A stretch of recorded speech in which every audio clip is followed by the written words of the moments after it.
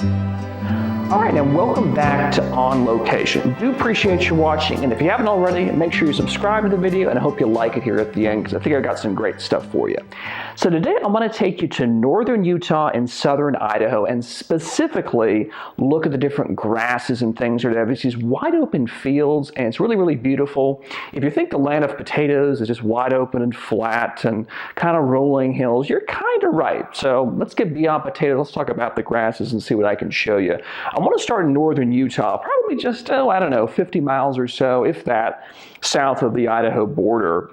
And I'll start with this first one right here, and it really shows you the kind of color and vibrance and luminosity you get here from these particular grasses.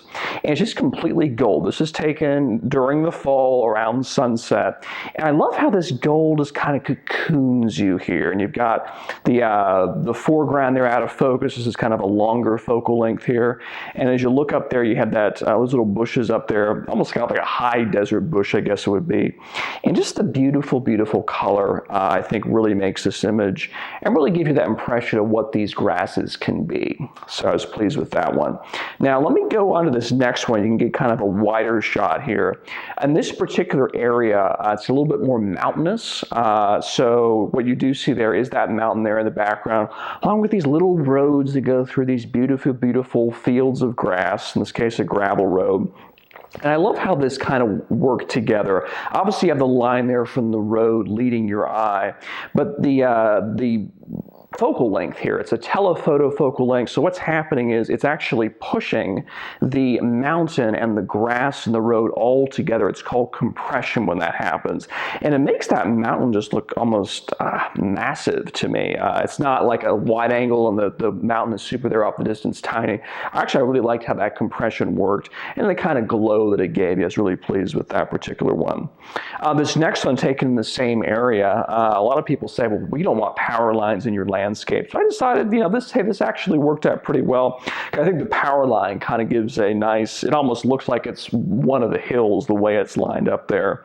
And just, kind of gives you that calm way of the way this place looks. So I thought that was a pretty cool option to show you guys today. So hope you enjoyed that one.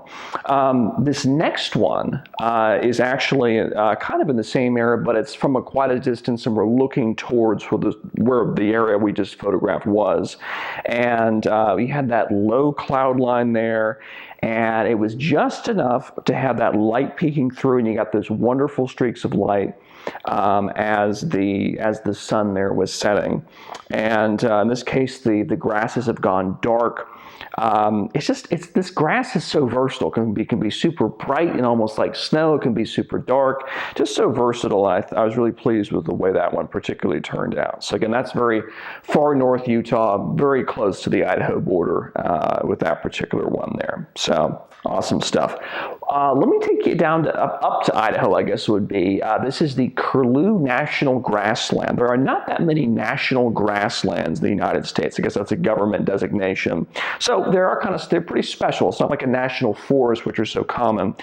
This particular one just kind of gives you the vibe of the place here. You have these wonderful poofy clouds just popping up there in on the top there of the image, and just a little bit of the grass is kind of peeking in to give you kind of what's to come. So I think that's kind of if you're driving there down the road, this is the kind of stuff you're going to see. It's almost otherworldly in a way. It's something you see in Idaho potato commercials or something. It's not something that you and I might see every day. Unless, of course, you live there, which there's not too many people, so it's very few that see this every day.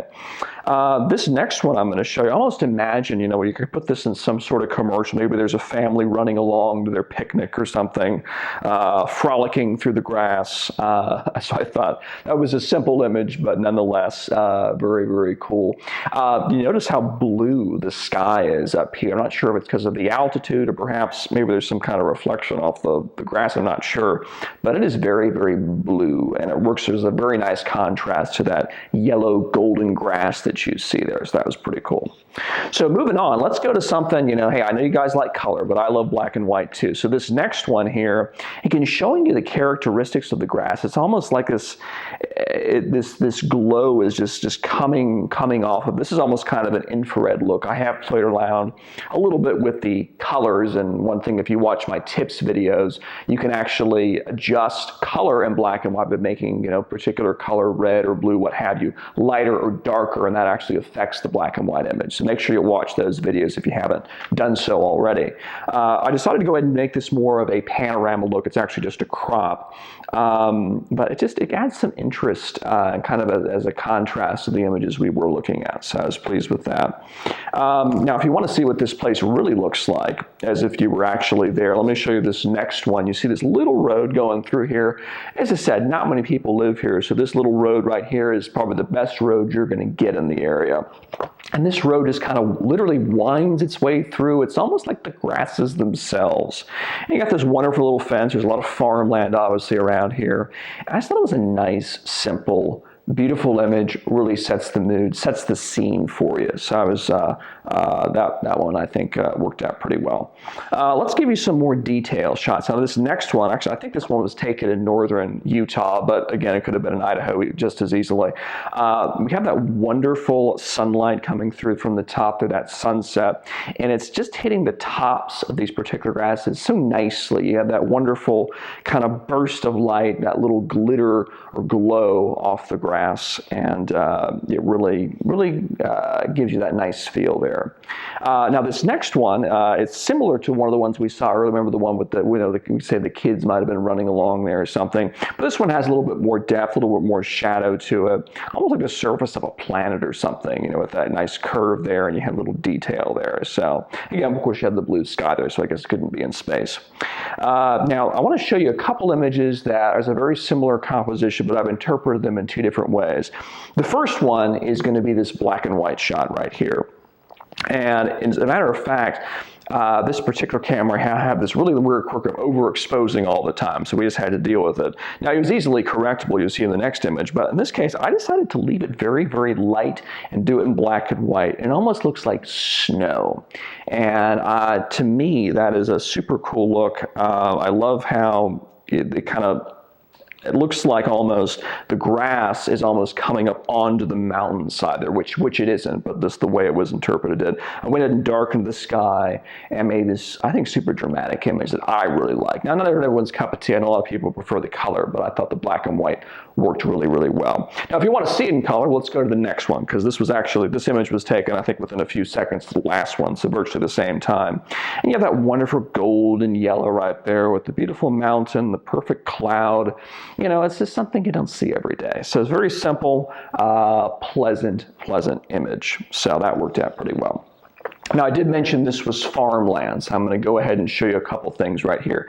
This next one, I guess the light had started to go behind the clouds a little bit. You see some clouds there, these beautiful layers that almost look like they're grass themselves there on in the background there of the image. But if you get to the foreground, I guess I'm not quite sure what this is, but the farmer there has gone with a plow or something and created those lines for his purposes.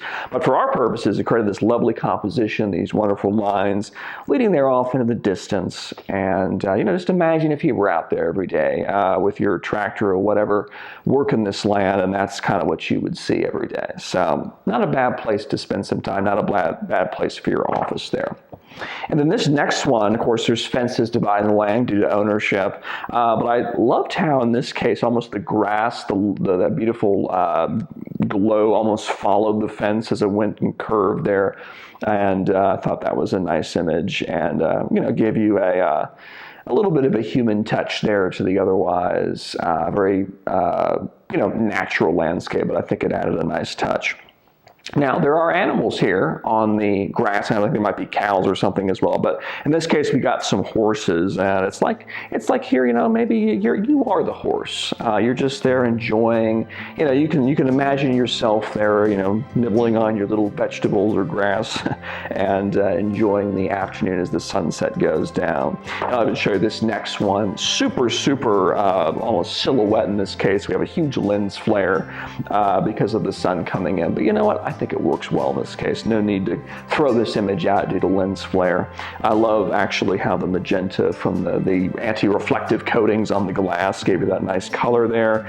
And it's just like, you know, hey, the sun's going down, we're done for today, but we're gonna go ahead and do it tomorrow here in the beautiful Grasslands. So again, a very, one would think that this kind of thing would be so simple and mundane, but it's just amazing to see the different patterns in the way the grass reacts. It is alive. It is, you know, it's not dead there just because it's not green or something like that. There's a lot going on in this particular area. So if you're in the area, northern Utah, southern Idaho, you know, take a drive. Curlew National Grassland is probably a big landmark, but there's plenty of other stuff around there as well. So, hey, I'm sure you'll like the video after you've seen all that. I hope you did. Go ahead and hit the like button there for me. Make sure you subscribe or follow depending on what platform you're watching this video on. And hey, that is On Location today. You guys have a good one. Bye-bye.